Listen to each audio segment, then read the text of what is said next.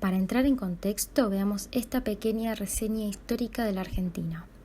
La crisis de 1820 marcó el fin del sistema revolucionario de centralización política y con él surgió del federalismo con medidas violentas que sacudieron a la sociedad.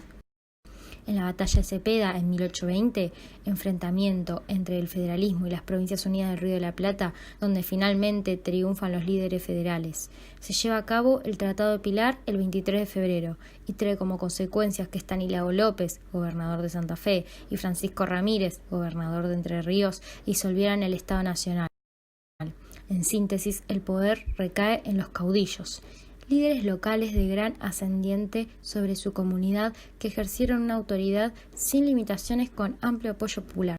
Se designa a Martín Rodríguez como gobernador hasta 1824, en conjunto con Bernardino Rivadavia, secretario de Gobierno, y Manuel José García, secretario de Hacienda. Planificaron reformas para mejorar la administración, economía, ejército y cultura bajo el modelo de los estados europeos.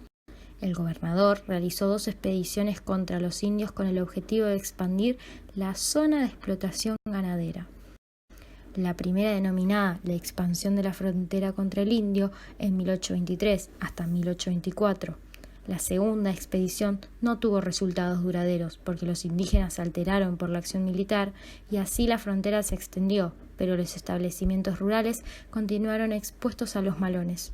Durante los primeros años de la década se profundizaron las diferencias entre las provincias del interior y Buenos Aires, conformando 2 grandes grupos políticos.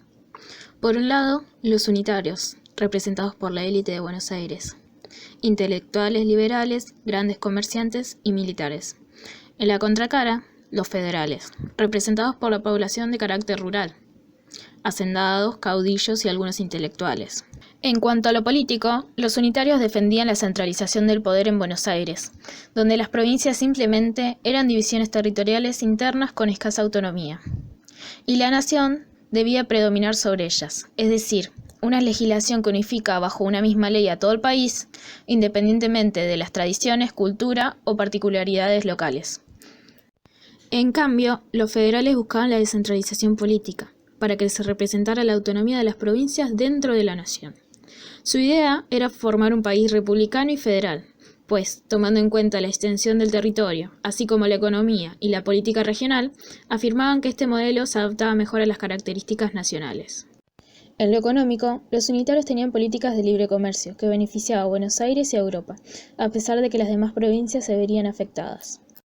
Los federales proponían el proteccionismo, especialmente para las pequeñas industrias locales, que no podían competir con los bienes industrializados que eran importados a bajo costo.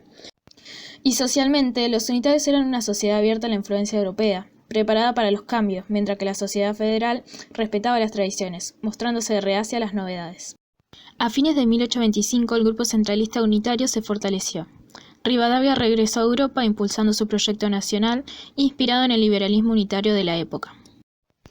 En 1927 se eligió como gobernador al líder del Partido Federal, Manuel Dorrego, que nombró a Juan Manuel de Rosas como comandante general de las milicias de la provincia. Los unitarios, dispuestos a recuperar el poder, dieron un golpe de Estado el 1 de diciembre de 1828 y nombraron de forma ilegal como gobernador a Juan Lavalle, que decidió el fusilamiento de Dorrego sin juicio previo. Esta drástica decisión hizo que se extendiera la guerra civil en el territorio bonaerense, facilitando que Rosas asumiera la jefatura del Partido Federal porteño, lo cual logra tras generar un levantamiento contra el nuevo gobierno, donde Lavalle es derrotado. Para ponerle un fin, firmaron con Rosas 2 acuerdos, el Pacto Cañuelas y el Pacto Barracas. Los unitarios no cumplieron ninguno de los 2 pactos, se decidió nombrar gobernador al heredero natural de Dorrego.